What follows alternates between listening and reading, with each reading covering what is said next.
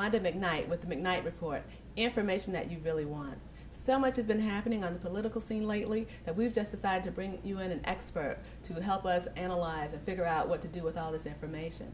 So today we have Dr. Lorenzo Morris of Howard University to help us just kind of analyze all of this.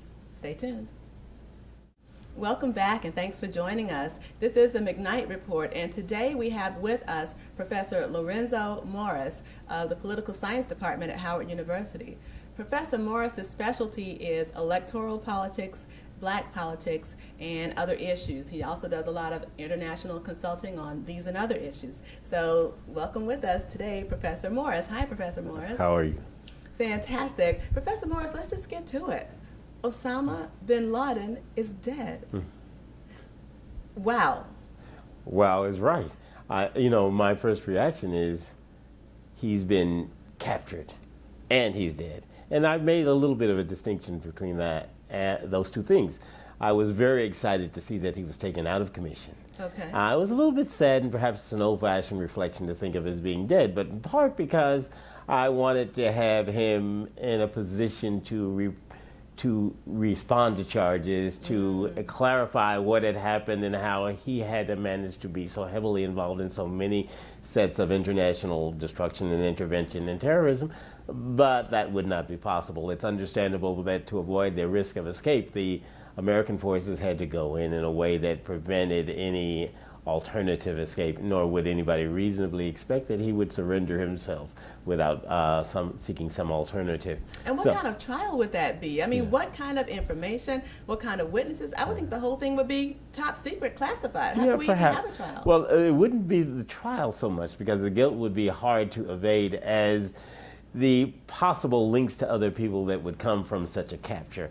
And the importance of that is perhaps expanded by the follow-up to his death. We see an inexplicable oversight on the part of not only the Pakistani government, but perhaps American security forces, in the fact that he built this significant hideaway in plain sight during the beginning in 2005, apparently, as another commentator put it on a station, in front of what should have been the Bush administration's intelligence apparatus. It is almost impossible, according to some analysts, for them not to have had access to that kinds of information unless they had given independent and insulary control over our operations to the Pakistani government, so that there are questions that remain about relationships that may well be explored even without Osama bin Laden. And the thing that makes me comment is not that I know very much about spy kinds of stuff, but I do think it's important to hold our government responsible for the effective control of our own machinery, and particularly our money. We have given a lot of money to the Pakistani government for security purposes, and obviously such a blatant display of almost a public affront of a known terrorist should not go unnoticed by those of us who want to reconsider what has happened in past administrations, not to criticize them, but to assure that future responsibility for our security is more tightly held and more tightly controlled at the level of the White House, if not elsewhere. So now you pointed out one of the things that we need to think about. I gotta tell you, I've just been reeling with all this news, all this.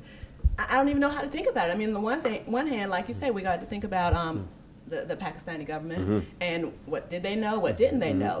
What else are some of the things that we need to think about in terms of how this has happened? I think in terms of our interest and foreign policy, even beyond that of security, we need to make plans for what is best for the United States. One of the biggest things, if you ask American respondents who are paying attention to these events today and yes, and have been doing so since in the past 2 days, is that our, of course, economic situation, and we don't like to link it to our military involvement, but it is linked not only to past but to future involvement. The biggest celebratory moment, if you want to call it that, in the removal of bin Laden is the liberating possibility for our forces in Afghanistan and Iraq. Now, many people say that we went there not just to get rid of al-Qaeda, which is long since gone, as we now all know, but to make sure it was not, Afghanistan in particular, did not become or remain a failed state. Well, obviously, Osama bin Laden was hidden in a stable state. It may not have been the most stable, but it was not a failed state. the fact of a failed state is not something that we can control, nor is it something that we need to be primarily concerned with when we're dealing with terrorism. The biggest forces of Al-Qaeda, according to analysts, are in other places like Yemen now. So that our huge national involvement in Afghanistan can be justifiably drawn down. So its effect on our politics is the opposition to Obama was readying to challenge the withdrawal of forces that was supposed to begin in 2 months from Afghanistan. Now, rather than concede to that opposition, an effective administration would probably do more to effectuate a withdrawal, move it faster. As for Iraq, we never had any much business there. Anyway, now that also is justified. The claims that we have to stay to assure democracy. One of the myths of American concepts of democracy in foreign countries is that you can deliver it, like with the UPS packages. Democracy can never be given. It has to be taken by the majorities in charge. And unfortunately, this thing that even Bush said we weren't supposed to do, building states, establishing states, seems to be behind the desire to stay. And all of that links, unfortunately, whether we like it or not, to our money, our ability to deal with our own economic issues. There is so much for us to think about here. On the one hand, like you say, the whole drawdown in Afghanistan. Can anybody now, with a straight face, say that the drawdown is inappropriate? Can they? Of course, because one of the things that happens, there are resources involved, meaning our investment, our military equipment. There's a lot of interest in those who provide for the equipment and kinds of economic relations, contractors and others. There's a lot of interest in maintaining that, but even beyond the rather selfish interest that demonstrates, there are always beliefs that American forces around the world provide some greater security, even without evidence that they do. And who thinks that? Is it Americans who think that, or the people in these quote-unquote occupied countries? Do they think that? Well, obviously the people in the occupied countries don't, because we've seen substantial objection at a popular level, even in Afghanistan. One might be amazed. I was almost surprised to see that after the overthrow of Mubarak in Egypt, that the vast majority of Egyptians dislike the U.S. and want even greater distance. Now, why would that be? Obviously, we had supported financially the Egyptian government, and though we support their democratic efforts, people see foreign involvement as a danger and a threat to their democracy. And how can we easily say otherwise? We're still a foreign country in many of these places. We want Syria to overthrow its current leader because we don't like that person. But the current leader of Syria provided some stability in the Middle East negotiations, and more importantly, our public investment of millions of dollars in the Syrian opposition would mean that if that opposition succeeds, then it will be looked at as foreign, as having been influenced by foreigners. We want to get rid of Gaddafi, but we have to remember that Gaddafi provided a higher standard of living for his citizens than in any other of the adjacent countries. So when Gaddafi goes, the opposition that supplants him might provide a lower standard of living and therefore generate even more complaints. We don't know who that opposition is. When did we last find ourselves in that situation? We last found ourselves in that situation in not last time, but in Afghanistan before 2001, when one of the major consultants to U.S. foreign policy wrote a book called Blowback and said one of the dangers of our subsidizing the mujahideen in Afghanistan is that people like this Osama Bin Laden might turn against us. This was before 9/11. And what happened, of course, we subsidized our own dissolution of our role in power in Afghanistan. Now we're in Libya saying that we don't know who these people are, but they've got to be better than the people who are there. We ought to be sure. One of the best ways to be sure that you're not subsidizing an undemocratic force is to let local democratic forces be primary. And our presence, however well intended, can often be as mistaken and as destructive as ill-intended forms of intervention if we don't know what we're getting into. And that's why we leave it to sovereign states and sovereign people first. And we come in only when we're directly called in ways that can be justified by our state interest. Wow. Wow, that's a lot to think about. So let's take a little break, okay, and we'll come right on back. Sure. Thank you.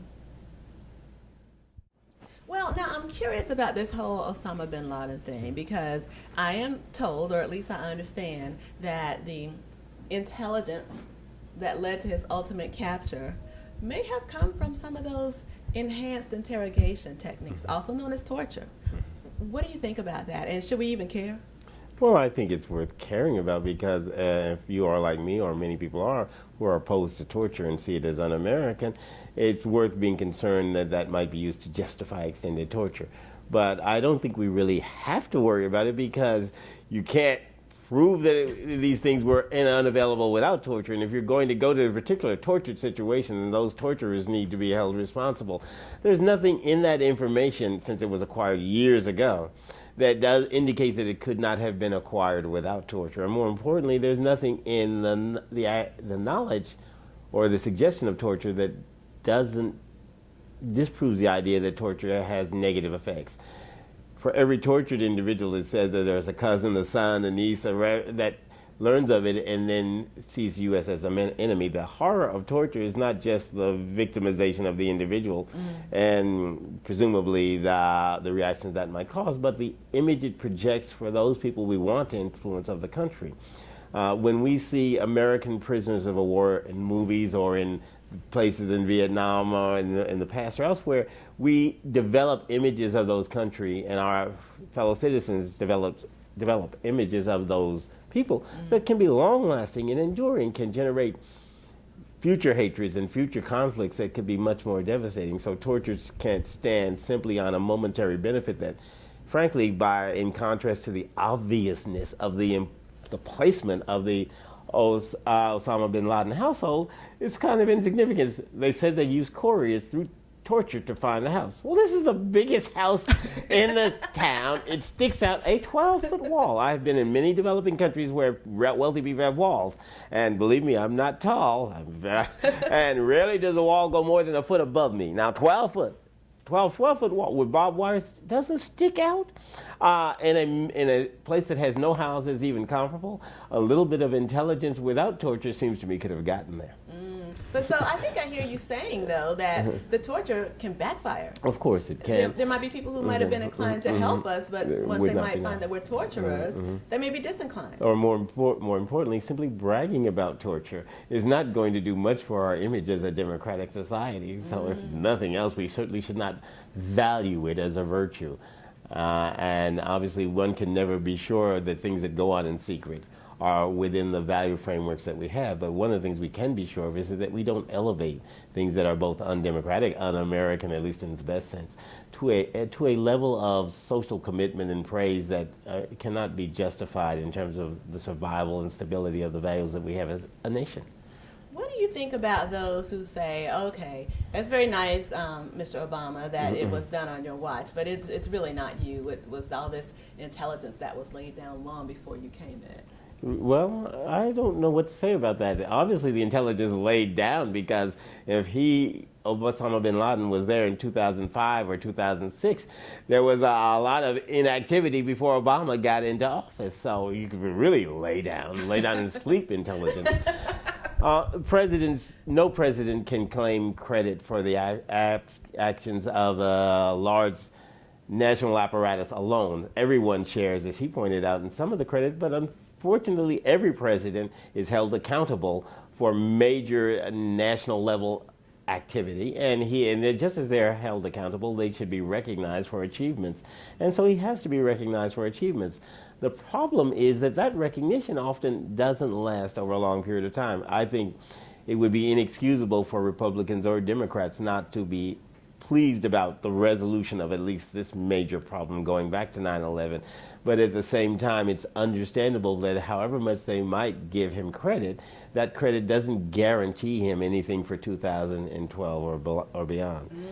But let me just say, one of the values of praise is a kind of way of building national unity. One of the reasons that everyone needs to respect the head of state as opposed to the head of government, the head of state, is because, as in any other ritual, it reinforces the value of the state. And when opportunity presents itself, it's important as a kind of nation reinforcement activity to celebrate things when they should be celebrated. And while we may not celebrate death, we can celebrate ending this tragic, long search for someone whom we felt was a threat to the nation. More analysis when we return.